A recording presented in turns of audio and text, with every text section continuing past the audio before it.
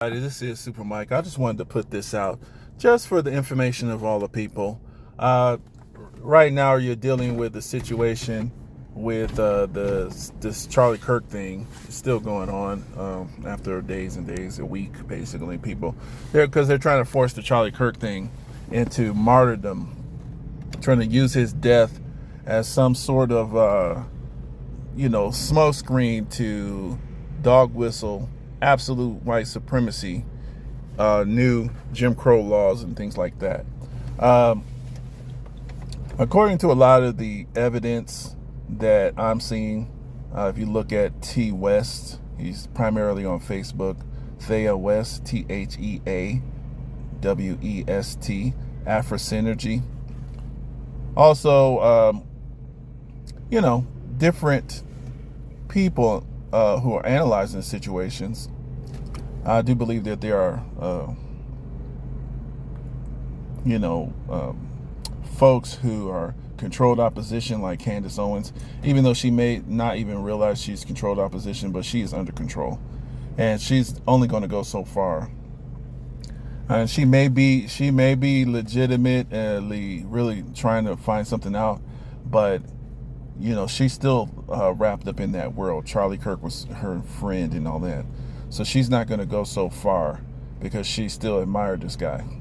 Charlie Kirk was a absolute architectural racist. And hopefully people understand the difference between racism and black hatred, bigotry. You don't have to hate someone to be racist.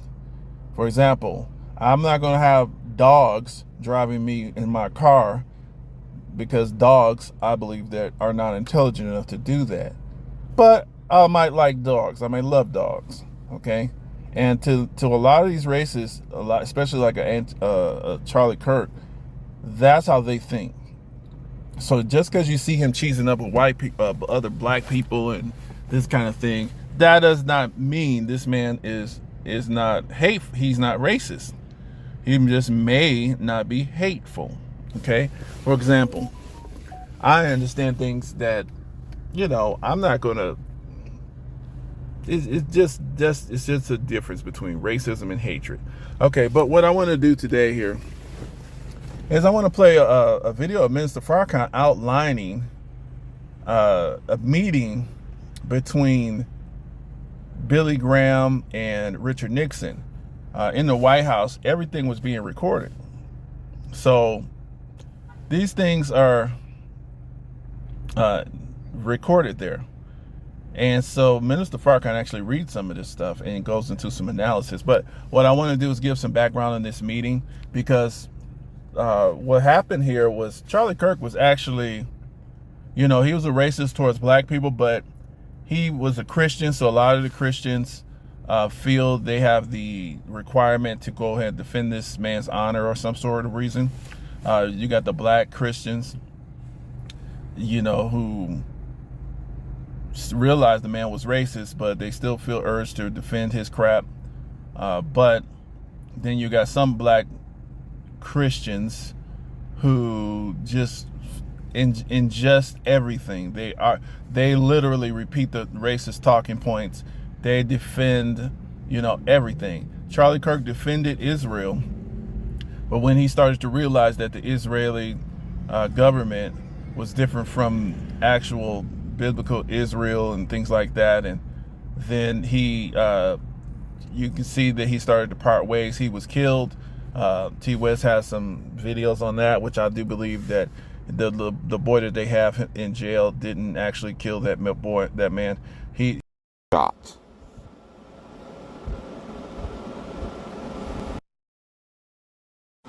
Look at his arm going up. Both of his arms going up to shoot. Do you know how many mass shooters there have been in America over the last 10 years? Counting or not counting gang violence? Great. So he was killed by a team on the stage with him, and maybe a cell phone gun. So, that's what I think.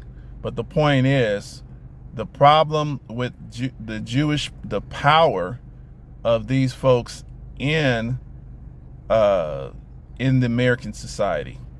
Billy Graham ran into this. Richard Nixon ran into this. Billy Graham and Richard Nixon ran into this. If you look at the bombing of the U.S. Liberty, no real response happened to Israel, because guess what? No response happened to Israel because they did not have, LBJ didn't have the power to force a response and to make them accountable for the actions, the Jewish government. So let's look at this. This is on Billy Graham Library website. Billy Graham White House Christmas. And they wrote this they posted this, I should say, December 2nd, 2020. U.S. President Richard Nixon and Miss Pat Nixon meet with the Reverend and Mrs. Billy Graham in the White House on Sunday, December 16, 1973, after a worship service. Billy Graham and this is important too, because kind of Charlie Kirk did walk into that. He was kind of walking in that vein of Billy Graham for modern times. They want to compare him to Martin Luther King, but he was more closer to a Billy Graham for white people. Okay, and even the other white dude said this. What's his name? Torres or something, whatever that guy name. I don't remember these white supremacists, but I'll probably remember it later. The other one, I have a video of them. But the thing is, so I would compare Charlie Kirk more to Billy Graham. So here it is. Billy Graham and President Richard Nixon shared a special friendship. And keep in mind, Charlie Kirk had access to Donald Trump, which is the president. So this is more in line.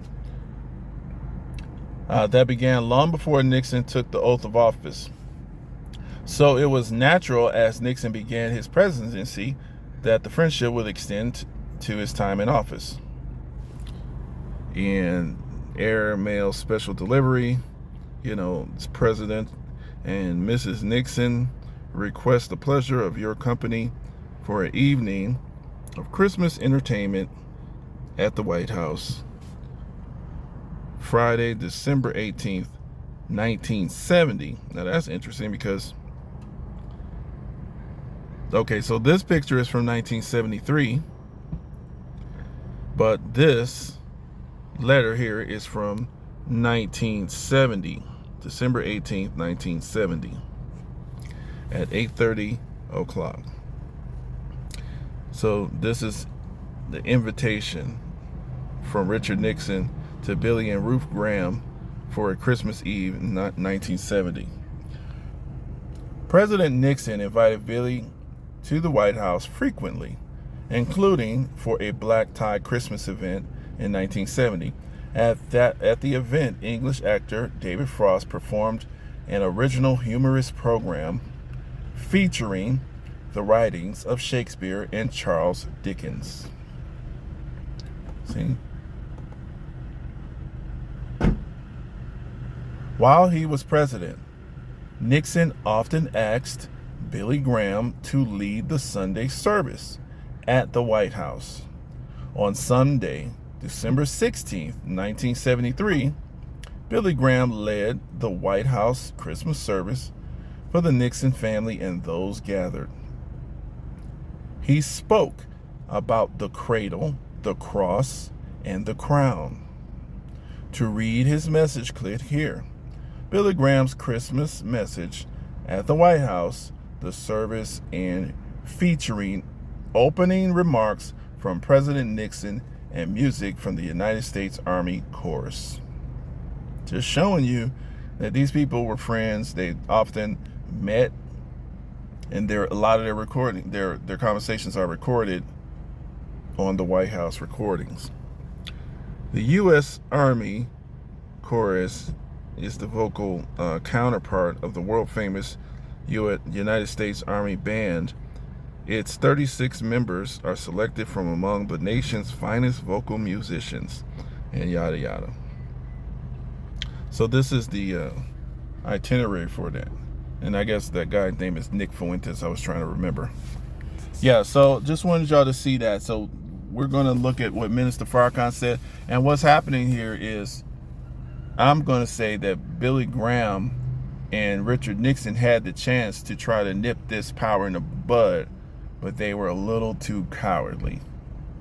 So it's left. So now this is what we get. Oh God. So listen to what Mr. Graham said to Mr. Nixon. He said, talking about Jewish power, this stranglehold has got to be broken, or this country is going down the drain. What stranglehold? He was talking about Jewish power and the abuse of that power. Well, I didn't come here to hear that. Well, you want to hear about the end of the war, don't you? You're in the right place.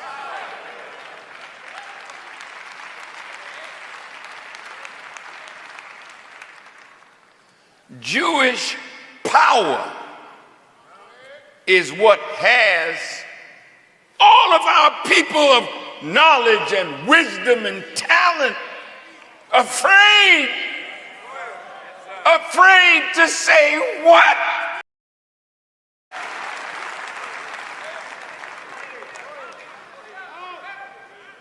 Mr. Graham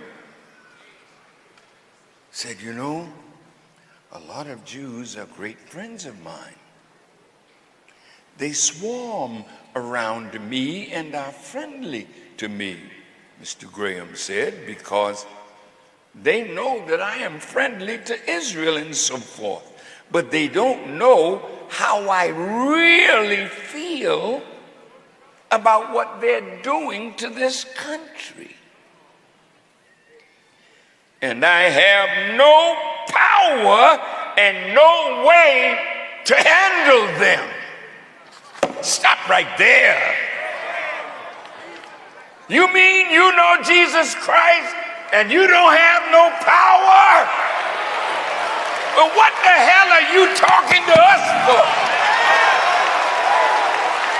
We don't need no weak Jesus. We need a powerful Jesus.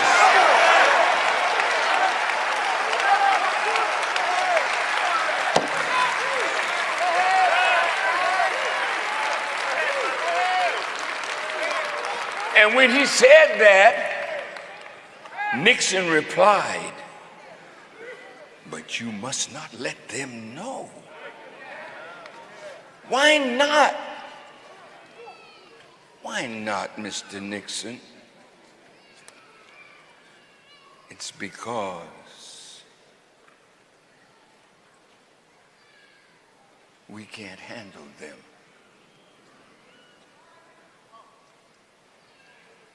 I went downtown one day, met Mr. Daly, young Daly. He liked our bean pie when he came and visited the mosque. We gave him a sliver of the bean pie, and he gobbled it up. And he said, I would like you to have them bring me some of this down to my office. And one day I'm sitting in his office, and he said, the Jews are very powerful, brother. And he called me brother, he said, minister. You mean they're so powerful? Like the President of the United States, Mr. Nixon, who has his finger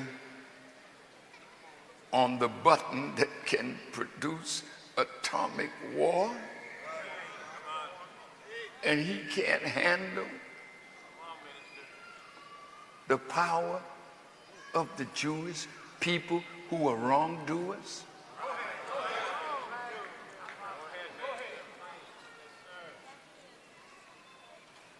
My God. So when he was warning President Nixon that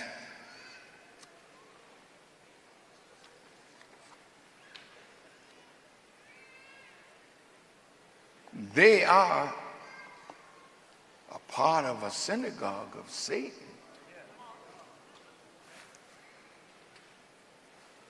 Mr. Nixon asked him, "You believe that?" "Yes, sir," Mr. Graham said. "Oh boy." "So do I," Nixon said. "I can't ever say that, but I believe it."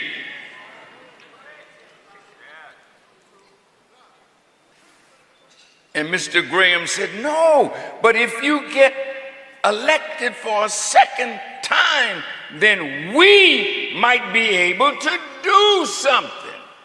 He didn't tell him what, but just the thought that something had to be done to stop the misuse of Jewish power. So right here, it's kind of funny if you think about it and you look at the history. So Nixon, see, now keep in mind, this is from recordings in the White House, okay? Now, we haven't heard these recordings until they were released decades later after it was, made. But who had access to listen to these recordings in the White House at that time? Notice how Nixon just all of a sudden got impeached. Some, Watergate scandal came up. He got kicked out of office. And then I think what's his name? John F. Kennedy came after him. John F. Kennedy, and he tried to do something. He got killed. And then Lyndon Baines Johnson, the Liberty, U.S. Liberty, this is a ship that was attacked by Israel, a so-called ally of the United States. I think 30 to 40 American Navy shipmen were killed, were murdered by Israel on purpose, and they knew it was an American ship. And LBJ did nothing about it. So it's just interesting. Who may have had access to those listening to those recordings at the time and heard, oh, Nixon's going to be a problem. Let's get him out of there. Think about it.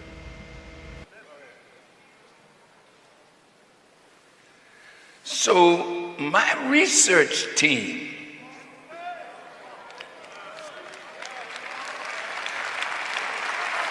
bless them, I guess they are here.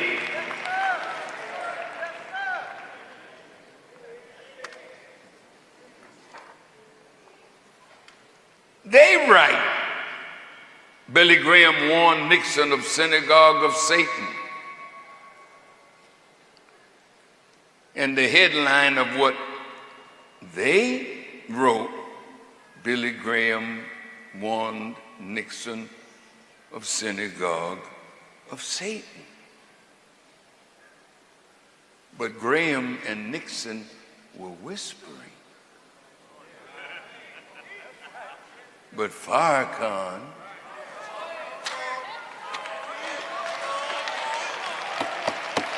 look, man, I want you to know this about me. I'm not a braggart. I'm not an arrogant nincompoop.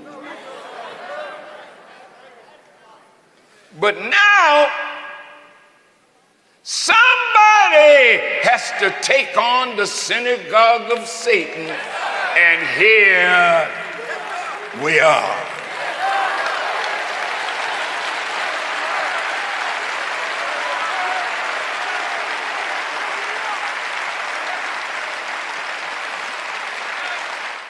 Now, it's kind of hard to find, but actually Minister Farrakhan met Billy Graham at a Time magazine, because both of them were on the cover of Time magazine. So they actually did meet, but it's kind of hard to find pictures.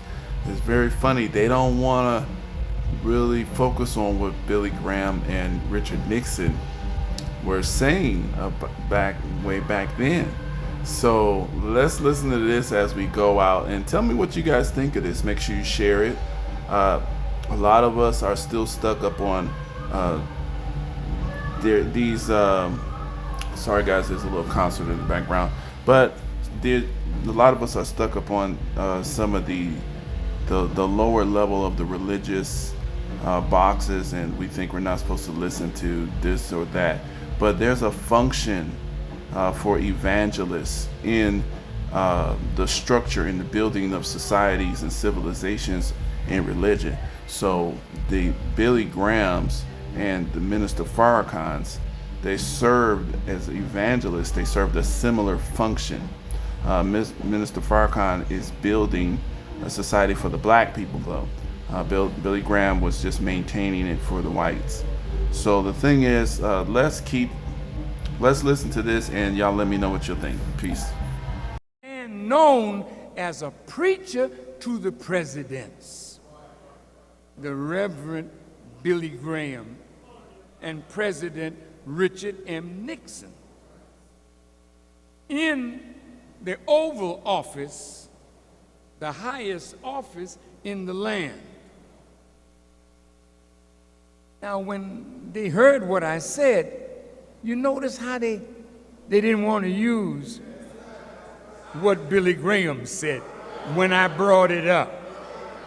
So I thought I'd bring it again so we can study a little deeper.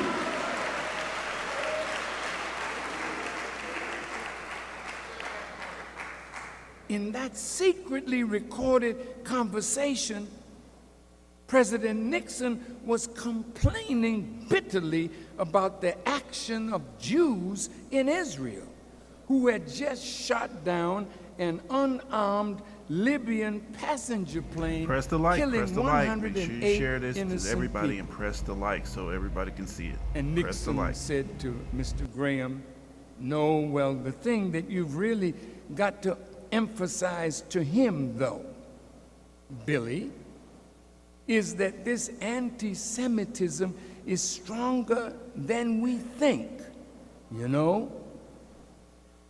It's unfortunate, but this has happened to the Jews. It happened in Spain. It happened in Germany. It's happening now. And now it's going to happen in America if these people don't start behaving. Graham said, well, you know, I told you one time that the Bible talks about two kinds of Jews. One is called the synagogue of Satan. Billy Graham talking. They're the ones putting out the pornographic literature. They're the ones putting out these obscene films.